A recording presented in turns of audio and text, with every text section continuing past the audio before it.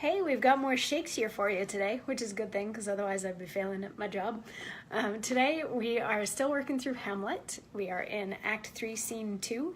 Yesterday, at the beginning of Act 3, Scene 2, Hamlet was giving the players some acting advice, and we got to hear what Shakespeare thinks of actors and especially comedians in general.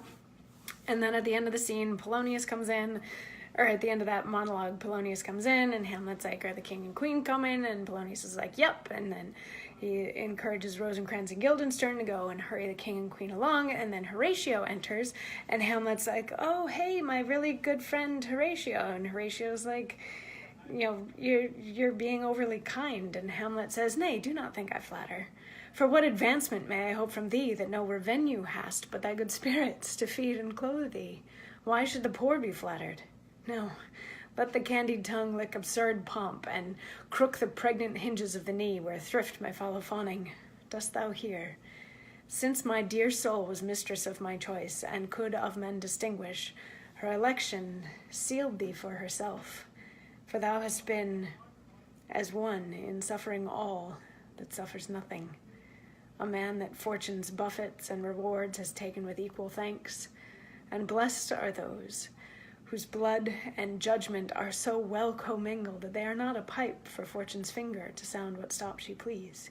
Give me that man that is not passion's slave, and I will wear him in my heart's core, aye, in my heart of heart, as I do thee. Something too much of this. There is a play tonight before the king. One scene of it comes near the circumstance which I have told thee of my father's death. I prithee, when thou seest that act afoot, even with the very comment of my soul, observe mine uncle. If his occulted guilt do not itself unkennel in one speech, it is a damned ghost that we have seen, and my imaginations are as foul as Vulcan's stithy.